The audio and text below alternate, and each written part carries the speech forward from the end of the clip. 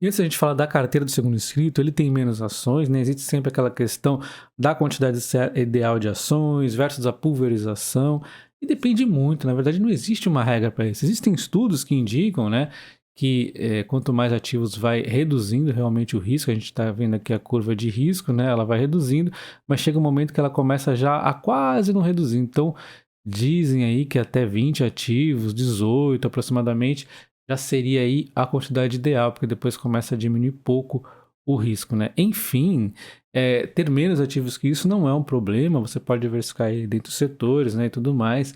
E na verdade, o que mais vai indicar para a minha quantidade de ativos é o tempo que você tem para dedicar a acompanhar esses ativos. Não adianta você ter 40 ativos aqui e não conseguir acompanhar eles, você vai estar em muito maior risco do que o cara que tem 5 ativos e acompanha esses ativos aí de perto, beleza? Então, assim, só para constar, eu hoje tenho bastante ativos aí, cerca de 25 aproximadamente, só em ações no Brasil, mas é por conta do tempo que eu dedico a isso, eu tenho um canal e tudo mais. Até pouco tempo eu tinha no máximo 10 ações, então eu sei que mudou a minha estratégia, né? Eu mais que dobrei aí a quantidade de ativos, fico aí na casa dos 25 sempre no mínimo aí, bem diferente do que eu tinha antes.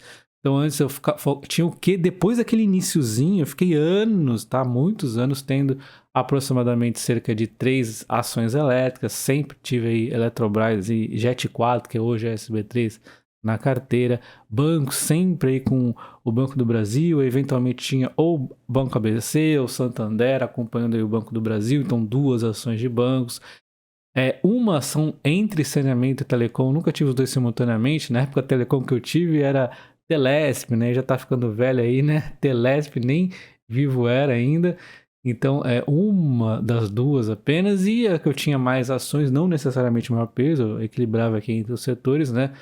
Eu tinha mais ações, era commodities e outros, porque aí geralmente a gente tem que eventualmente vender, né, comprar alguma coisa do tipo. Então, eu sempre tive Petrobras, a Vale sempre rondando aí na minha carteira, eventualmente a Ferbasa, os Minas, Cosan, a América Logística, que hoje fundiu aí com a Rumo, né, e tudo mais, fazendo aí a Rail 3. Então, assim, vai depender muito do tempo seu de estratégia. Então, eu invisto desde 2007. Nesse tempo todo, a imensa maior parte do tempo, eu tive cerca de 10 ativos aí. Então, hoje, não quer dizer que eu tenha mais que seja a melhor estratégia, e sim porque eu estou acompanhando mais de perto.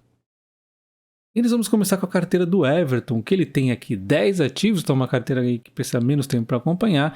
A gente vai começar vendo aqui a SB3, então uma empresa aí de geração de energia que está descontada. Paciência, porque o foco dela é médio, longo prazo, o curto prazo é complicado mesmo, é oportunidade de comprar barato.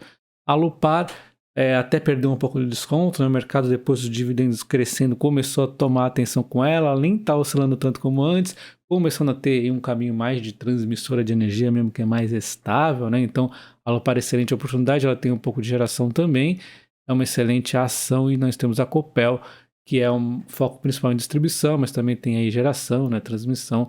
Então ele tem uma carteira aqui bem legal de elétricas, com 3 elétricas muito interessantes, com 37,6%. E aí, né, as 3 aqui tem um certo desconto, a SB3 é o maior desconto, mas também é o mais enroscado desse momento. Bom, eu particularmente, né, gostaria de ter um pouquinho mais de transmissão em algum momento aqui, mas é uma carteira bastante legal aqui, que ele ainda complementa o setor de utilidade pública com 6,50 em Sanepar, que é uma ação extremamente descontada. Setor de saneamento a gente tem que comprar mais descontado que o elétrico, porque o elétrico, assim, acaba sendo mais interessante quando os preços estão nivelados. Então, complementa aí perfeito, né? Mais uma ação descontada, 44,1% em setor de utilidade pública, perfeito aqui.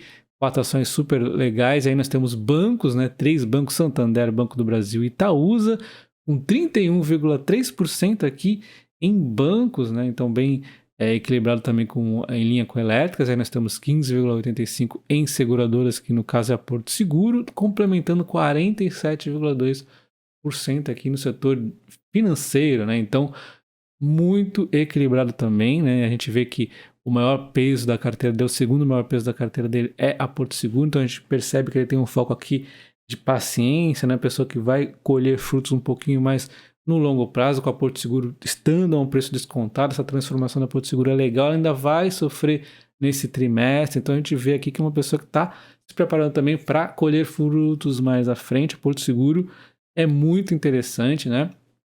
Eu acho que está bastante descontada a Porto. E ela tende aí também a sempre pagar dividendos, por mais que não seja nunca ela é o grande dividendo do momento, mas ela está sempre aí crescendo os dividendos aos pouquinhos. É uma ação muito interessante a Porto. Nós temos a carteira de bancos com o Santander com o momento inicialmente aí um pouco enrolado, né?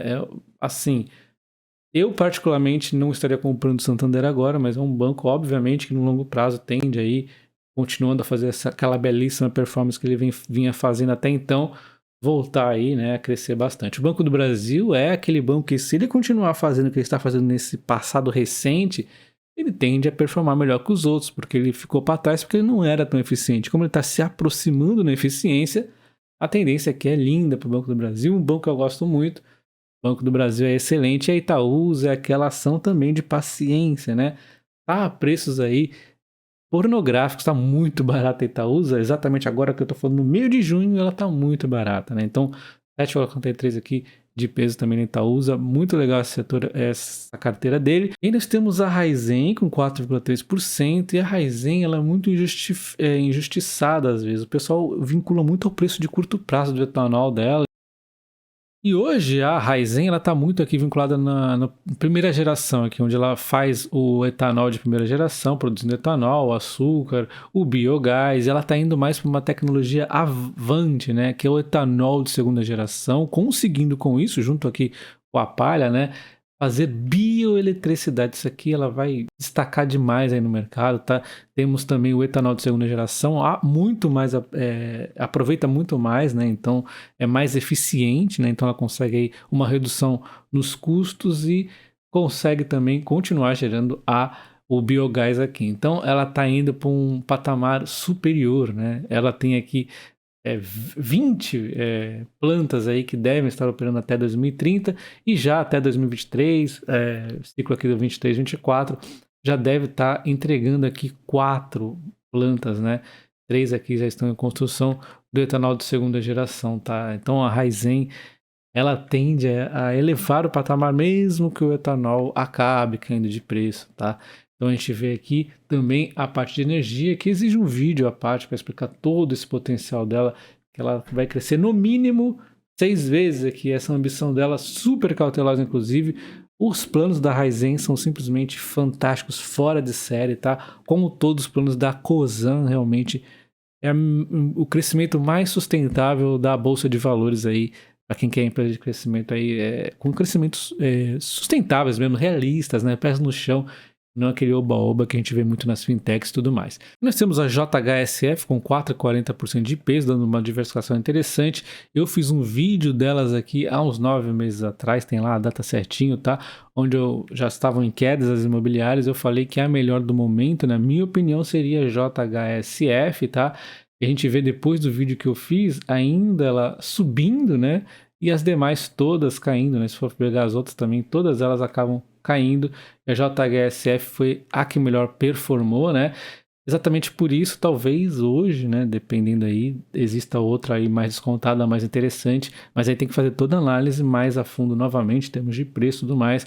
O fato é que a JHSF ela tem uma diversificação maior, né? Então ela tinha alguns pontos como, por exemplo, venda de shopping, movimentação nos aeroportos aí que poderiam melhorar. Eu acho que não era só isso, tinha toda a análise de preço e tudo mais aí acontecendo com a empresa, mas é uma empresa bastante interessante a JHSF, assim como as outras incorporadoras, principalmente quem quer aí atuar no anticíclico, né? Ou seja, quando ninguém está querendo ver a empresa, normalmente é o momento que elas trazem o maior upside aí, né? Então, podem ser uma belíssima oportunidade também as incorporadoras, né? Então aqui a gente vê uma carteira bem diversificada, com o Best de Barça aqui predominando. Temos aqui um pouquinho de imobiliária, aí, um pouquinho de cíclico, embora a JHSF não tenha caído tanto, na verdade até subiu daquele último ponto que eu falei no vídeo.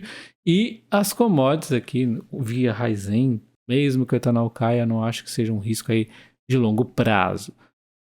E para completar, nós temos o peso de linhas estatais, que chega aí a aproximadamente 24%, que está totalmente ok, né? Estatais costumam ser mais baratas, mas eu particularmente tento limitar o meu peso em estatais a 30%, às vezes acaba passando, é ruim, mas faz parte, né? Mas o bom é a gente tentar pelo menos ter uma meta aí de não passar, e 24% aqui tá excelente.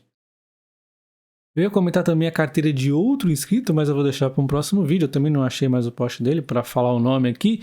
Parece que ele apagou. Enfim, também não quero que esse vídeo fique muito longo, é um vídeo teste. Deixe nos comentários se você gostou desse tipo de vídeo. E se você quiser que eu fale da sua carteira, deixe aí nos comentários. Você viu que aqui o foco não é falar se você está certo ou errado. Cada um sabe aí a sua própria estratégia, obviamente, mas tentar ver aí um pouquinho mais dos ativos e tal, para o pessoal aí também se ter uma inspiração de repente aí, beleza? Um abraço, até o próximo. Valeu!